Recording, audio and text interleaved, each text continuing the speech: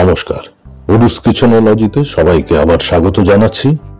আজকে প্রেজেন্ট করছি নিরামিষ এঁচড়ের ডালনা, একটু অন্যভাবে, অন্য স্বাদে। আমি যেভাবে এই রেসিপিটা করলাম, যেটা যখন দিলাম, যেভাবে কুকিং করলাম বা যতটা সময় ধরে যে জিনিসটা কুক করলাম, যদি সেইভাবে একটু ফলো করে এই রেসিপি রান্না করেন, আমি নিশ্চিত যে পাঁঠার মাংস থেকে এটা কোনো অংশেই কম হবে না। আমি কচি এঁচড় নিয়েছি 750 গ্রাম কাটার পরে। হাফ চা চামচ নুন আর হাফ চা চামচ হলুদ গুঁড়ো দিয়ে 15 মিনিট এটাকে লো ফ্লেমে ঢাকা দিয়ে সেদ্ধ করেছি আগে। তারপরে জল যতটা সম্ভব ঝরিয়ে নিতে হবে। যত বেশি জল ঝরাবেন তত এঁচড়ের আঠা ভাব সেটা কমে যাবে। যে জিনিসগুলো লাগছে আমি দেখিয়ে দিয়েছি। দারচিনি 1.5 ইঞ্চির মতো, 4টে লবঙ্গ, 4টে ছোট এলাচ কড়াইতে তেলে দেওয়ার আগে একটু ফাটিয়ে নেবেন। 2টো তেজপাতা আর 2টো শুকনো লঙ্কাও তাই একটু ছিঁড়ে নিয়ে তারপরে গরম তেলে দেবেন। 2 ইঞ্চি আদা আর 2টো কাঁচা লঙ্কা একটা ফাইন পেস্ট করে নিয়েছি। এবারে একটা ড্রাই মশলার একটা মিক্স বানাবো। হলুদ গুঁড়ো দিলাম হাফ চা চামচ, ধনে গুঁড়ো এই রেসিপিতে একটু কম দেবেন 1 চা চামচ, জিরের গুঁড়ো ঠিক ডাবল যাবে 2 চা চামচ, ধনে গুঁড়োর ডাবল, আর কাশ্মীরি লাল লঙ্কার গুঁড়ো 1 চা চামচ। এরপরে শুধু অ্যাড হবে হিং, অতি অবশ্যই দেবেন হাফ চা চামচ। প্রত্যেকটা জিনিস একটা স্পুন দিয়ে একটু মিশিয়ে এবারে জল দিয়ে এটার একটা পেস্ট বানিয়ে নেব। প্রথমে অল্প জল দেবেন যাতে দানা না তৈরি হয়ে যায়, লাম্প না তৈরি হয়ে যায়। তারপরে আস্তে আস্তে জল দিয়ে, জলের কোনো মাপ নেই, এটা বেশ খানিকটা জল দিয়ে একটা বাটিতে এই পেস্ট বা মিশ্রণটা বানিয়ে রেখে দিন। খুব ইম্পর্টেন্ট এটা, প্রেসার কুকারে আমি 2টো মাঝারি সাইজের আলু 4-5টা সিটি দিয়ে বা হুইসেল দিয়ে ভালোভাবে বয়েল করে নিয়েছি। এটা কিন্তু একটা কি ইনগ্রেডিয়েন্ট। কড়াই বা প্যান ভালো করে গরম করে তারপর সর্ষের তেল দিয়ে দিচ্ছি। প্রথমে 2 টেবিল স্পুন, 2 টেবিল চামচ। কড়াইয়ের গায়ে এইভাবে ঘুরিয়ে একটু তেলটা লাগিয়ে নিন। তেল গরম হয়ে ধোঁয়া যেই বেরোতে দেখবেন ফ্লেমটা মাঝারি করে দিন, মিডিয়াম করে দিন। মাঝারি আছে। এবারে 4টে আলু আমি ছোট ছোট ডাইস করে নিয়েছিলাম, এই আলুগুলোকে আমাদের ভেজে নিতে হবে। দিয়ে দিলাম সামান্য নুন আর সামান্য হলুদ গুঁড়ো, 1 পিঞ্চ নুন আর 1/4 টিস্পুনের মতো হলুদ গুঁড়ো। এইটা দিয়ে মিডিয়াম ফ্লেমে আলুগুলোকে একটু ভালো করে ফ্রাই করতে থাকুন। 5-6 মিনিট সময় নিয়ে দেখবেন আলুগুলোর গায়ে একটা ক্রাস্ট ফর্ম করছে, একটা আস্তরণ তৈরি হচ্ছে। সেটা হলে গ্যাস বন্ধ করে আলুগুলো তুলে নিতে হবে। সামান্য তেল কড়াইতে আছে, এর ওপরেই দিয়ে দিচ্ছি আরো 3 টেবিল চামচ সর্ষের তেল। একই নিয়মে হাই ফ্লেমে সর্ষের তেলকে গরম করুন। যে মুহূর্তে ধোঁয়া দেখবেন ফ্লেম একদম লো করে দিয়ে একটু অপেক্ষা করে দিয়ে দিলাম 2টো তেজপাতা আর 2টো শুকনো লঙ্কা, যেটা আমি আগে দেখিয়েছিলাম। এটা হাত দিয়ে ছিঁড়ে দিয়ে দেবেন, তাহলে তেলটা ছিটবে না। 10 থেকে 15 সেকেন্ড একটু সতে করে নিন। গোটা গরম মশলা যেগুলো নিয়েছিলাম সেগুলো একসাথে সব দিয়ে দিলাম। এলাচ আগে থেকে ফাটিয়ে রাখবেন তেলে দেওয়ার আগে। এবারে দিয়ে দিচ্ছি সাদা জিরে বা গোটা জিরে হাফ টিস্পুন, খুব বেশি দেবেন না। মনে রাখবেন আমি 750 গ্রামের মতো এঁচড় রান্না করছি। এবার আদা কাঁচা লঙ্কা বাটা যেটা ছিল সেটা দিয়ে দিলাম। এই সময় কিন্তু জল ছিটবে, গরম তেলের মধ্যে যেহেতু আদা এবং কাঁচা লঙ্কা সামান্য জল দিয়ে পেস্ট করতে হয়, তেলটা ছিটবে। এইভাবে একটা লিড বা ঢাকনা হাতের কাছে রাখবেন, সেটা দিয়ে নিজেকে প্রোটেক্ট করবেন। একটু সরে দাঁড়িয়ে রান্নাটা করবেন। এই সময় মিনিট 2 এটা কুকিং করুন। আদা ভালোভাবে কুকড হয়ে যাবে, কাঁচা গন্ধ চলে যাবে। এবারে যে ড্রাই স্পাইসের যে জল দিয়ে আমি মিক্সচারটা বানিয়ে রেখেছিলাম ওটা দিয়ে দিলাম। এটা দেওয়ার পরে 1 মিনিট একদম লো ফ্লেমেই 1 মিনিট রান্না করুন। যে বাটিতে এটা ছিল সেই বাটিতে সামান্য একটু জল দিয়ে সেটাও দিয়ে দিলাম যাতে নষ্ট না হয়। ভালো করে এটাকে কুক করুন। 1 মিনিট নাড়াচাড়া করার পরে একদম লো ফ্লেমেই ঢাকা দিয়ে আরো 1 মিনিট এটা কুক করুন। এই টাইমিং গুলো একটু খেয়াল রাখবেন, যেহেতু নিরামিষ রান্না করছি, পেঁয়াজ রসুন কিছু পড়ছে না, আমাদের বাইন্ডিংটা খুব ভালো বানাতে হবে, গ্রেভির অ্যাজ ওয়েল অ্যাজ টেস্ট।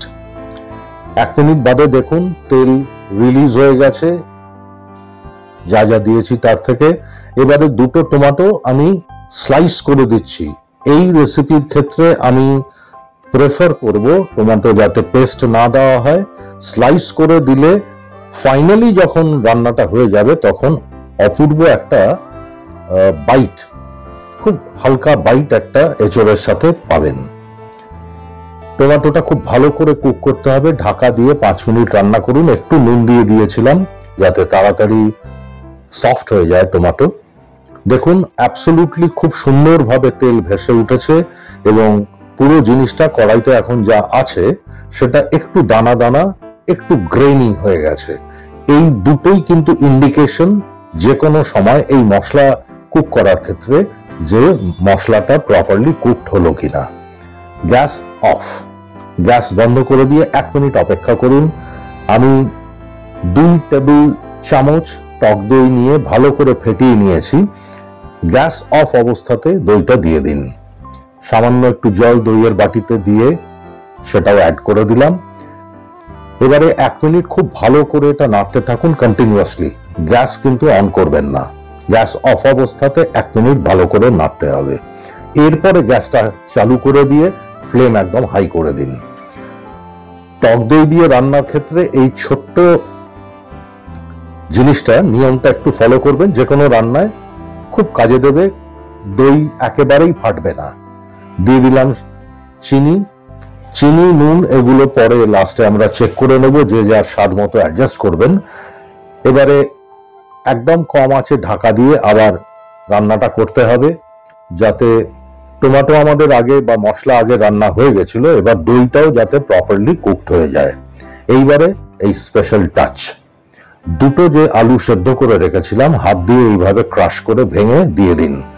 কোনো ময়দা দেবেন না, অন্য কোনো স্লারি দেওয়ার দরকার নেই।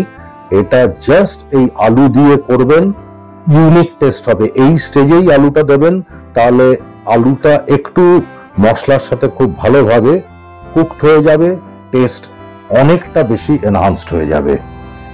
একটু এইভাবে করে দেখবেন। আমি 2-3 রকম ভাবে করে এটা আমার সব থেকে পছন্দ হয়েছে টেস্ট ওয়াইজ, তাই এটা আপনাদের দেখাচ্ছি। দিয়ে দিচ্ছি সেদ্ধ করে রাখা এঁচড়গুলো। আমি এটা বাজার থেকেই কাটিয়ে এনেছিলাম। এঁচড় কাটার বাড়িতে যায়, কঠিন একেবারেই নয়। যদি আপনারা কেউ সেটা দেখতে চান আমাকে কমেন্টে জানাবেন, আমি অতি অবশ্যই দেখাবো। ভালো করে এঁচড়টাকে ঠিক মাংস যেভাবে আমরা কষাই, প্রথমে হাই ফ্লেমে মিনিট 2 একটু ভালো করে কষান, তারপরে ফ্লেমটাকে মিডিয়াম করে দিন। মিডিয়াম ফ্লেমে আবার একটুক্ষণ কষাতে হবে। যত বেশি মশলার সাথে, টমেটোর সাথে, দইয়ের সাথে এটা কষাবেন তত ভালো হবে। ফাইনালি ঢাকা দিয়ে ফ্লেম একদম লো করে মিনিট 2 এটাকে কুক করুন। ভেতর থেকে একটু জল রিলিজ হবে এঁচড়ের। যদিও আমি অনেকটা সময় ধরেই ছেঁকে রেখে দিয়েছিলাম, জল ঝরিয়ে রেখেছিলাম, স্টিল। এবারে দিয়ে দেব ভেজে রাখা আলুগুলো। আলুগুলো লাস্টে দেবেন, আলু আগে দেবেন না, এঁচড়টাই আগে দিয়ে কষাবেন, তারপরে আলুটা দেবেন। এই কোনটা পরে দিচ্ছি এটা কিন্তু খুব ইম্পর্টেন্ট। এবারে দিয়ে দেবো প্রয়োজন মতো গরম জল, যতটা গ্রেভি রাখতে চান। খুব বেশি জল দেওয়ার দরকার নেই। হাই ফ্লেমে এই জলটা, যদিও গরম জল দিয়েছি কিন্তু হাই ফ্লেমে ফুটতে দিন, তাহলে সমস্ত কিছুর মধ্যে টেস্ট ইকুয়ালি ডিস্ট্রিবিউট হয়ে যাবে, ফ্লেভার ইকুয়ালি ডিস্ট্রিবিউট হয়ে যাবে। নুন দিচ্ছি আরো হাফ চা চামচ। টমেটো যখন কুক করেছিলাম হাফ চা চামচ দিয়েছিলাম, এখন আরো হাফ চা চামচ দিলাম। তেজপাতাগুলো এবার তুলে ফেলে দিন, এগুলোর ফ্লেভার গ্রেভিতে প্রপারলি চলে গেছে। এবারে আমরা আবার আঁচ কম করে ঢাকা দিয়ে এই যে এঁচড় যদিও আগে সেদ্ধ করেছি, আলু ফ্রাই করেছি, স্টিল 15 মিনিট এইভাবে ঢাকা দিয়ে রান্নাটা করুন। ঠিক এই নিয়মটা মেনে করবেন। ফাইনালি আমি আপনাদের দেখিয়ে দেবো এঁচড়গুলো একটাও ভাঙেনি, কিন্তু প্রত্যেকটা এঁচড় একদম সুপার সফট। এই স্টেজে নুন আর মিষ্টি চেক করে নিন। আমার একটু নুন দিতে হচ্ছে, সামান্য একটু নুন দিলাম, মিষ্টি ওকে আছে, চিনি আর দেওয়ার দরকার নেই। এটা আপনারা আপনাদের টেস্ট ওয়াইজ অ্যাডজাস্ট করে নেবেন অফকোর্স। এই স্টেজে ভালো করে নুন যেটা দিলাম অল্প সেটাও মিশিয়ে দিলাম।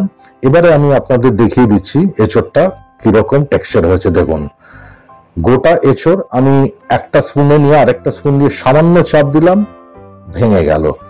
এটাই এই রান্নাটার বিউটি। ফাইনালি 1 চা চামচ ঘি দিলাম। এঁচড় অনেকে আগে ভেজে নিয়ে রান্না করেন, করতে পারেন, কোনো আপত্তি নেই, কিন্তু সেক্ষেত্রে কি হয়, এই গ্রেভির যে মশলাটা, যেহেতু এটা নিরামিষ, পেঁয়াজ নেই, রসুন নেই, মশলার পেনিট্রেশন এঁচড়ের ভেতরে কম হবে, যার জন্যই আমি এঁচড়টা ভাজিনি। ঠিক এই রেসিপি ফলো করুন, টাইমিং গুলো ফলো করুন, পরিবেশন করুন অপূর্ব স্বাদের এই নিরামিষ এঁচড়ের ডালনা। ভিডিও এবং রেসিপি ভালো লাগলে লাইক দিন, শেয়ার করুন, আমাকে কমেন্ট করে জানান। Please subscribe to Aru's kitchenology. সবাই ভালো থাকবেন, সুস্থ থাকবেন। নমস্কার।